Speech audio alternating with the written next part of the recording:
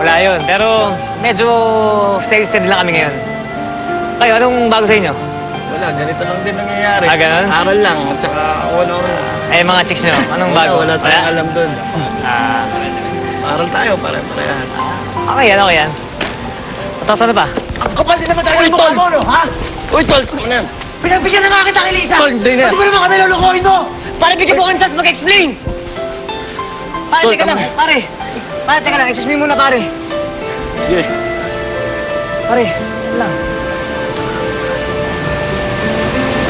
Alex, kasama mo ang ex-girlfriend mo ng 2 araw. Hinahanap ka ng lahat. Lalo na ni Lisa. Ngayon, ano pa ba explanation na mabibigay mo? Parang nagbalik na saan si Desiree. Inaya na magbakasyon dun sa retreat house ng tita niya eh. Hindi ko naman alam na yung 2 araw na yun na magiging kami ulit. Si Lisa?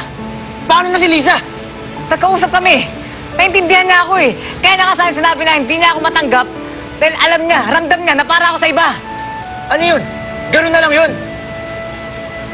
Alam mo pare, kung tutusin mo, love is simple eh. Pag narinig mo yung lakas ng kabog dyan sa dibdib mo, huwag mo nang pakawalan. Yun ang naramdaman mo kay Desiree.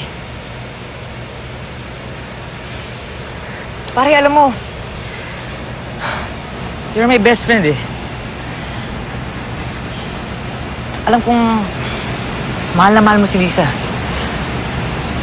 Pare, ikaw din ang mahal niya eh. Hindi ako. Galit siya sa akin. Kahit din ako kay Desiree nun. Pero para pagkamahal mo isang tao, wala yung mga galit-galit na yan. Ang mahalaga, masabi mo. Sigurado ka? Oo, pare. Sige na, punta mo na. Bakit ka dyan eh? Sige na. Tensya ka na. Sige na.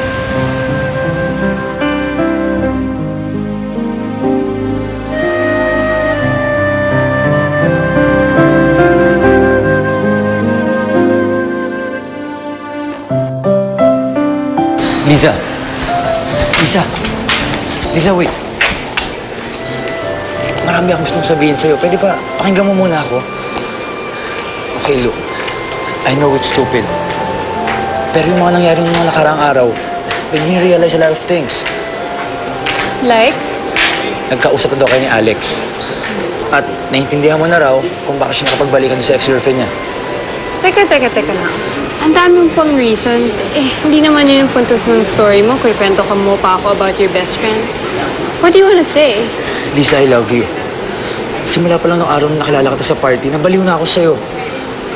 I'm sorry kung iniiwasan kita. And I'm sorry kung naging duwag ako. Pero kahit kailan, hindi ka nawala dito.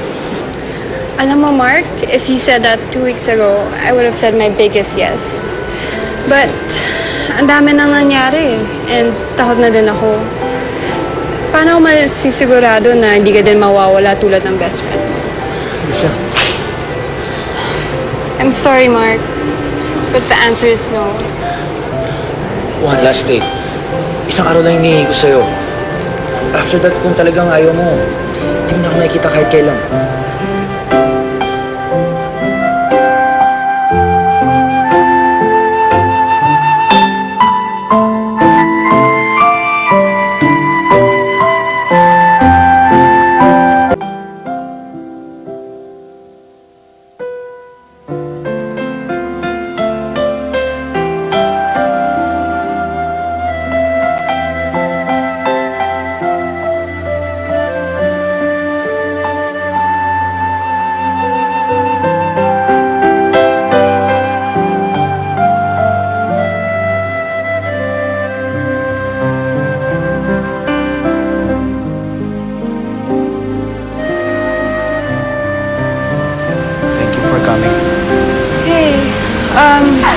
Sabi sa akin ni Alex, dito daw tayo makikita.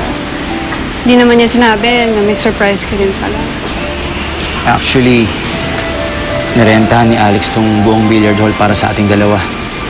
Malaki daw kasi yung utang niya sa atin. At inabot niya sa akin to kanina. It's a sorry letter and an endorsement letter all rolled into one. Endorsement letter? Yeah, in-endorse ka niya sa akin. Sira ulo talaga. Para nga pala, sir. Thank you. So, nag-practice ka na ba sa speech mo? Nandito na tayo. Sinulat ko siya kagabi pero isip ko na mas maganda kung spontaneous na lang. And? Sa totoo lang, takot ako eh. Kabadong-kabado ako. Hindi kasi ako sanay na sinasabi yung feelings ko. Tapos? Lisa, hindi ko alam ang gagawin ko kapag mawala ka sa akin.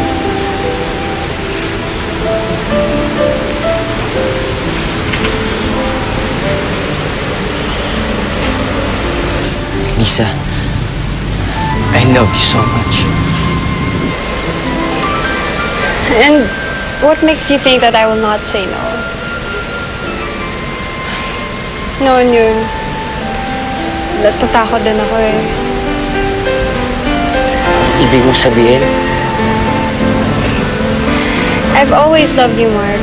Pinatagal ko lang lahat kasi gusto ko masigurado na seryoso ka din sa akin.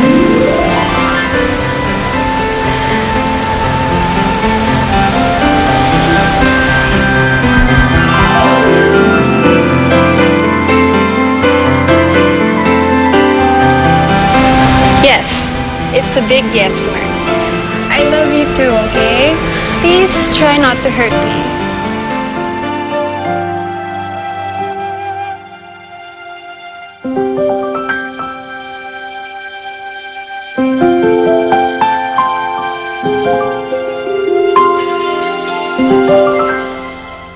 Nandito Ingat na walang kapantay.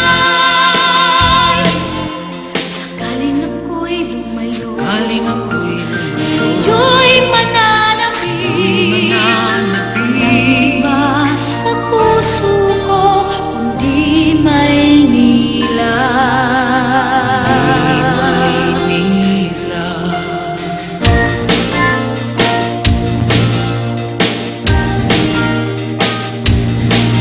Maynila, Maynila.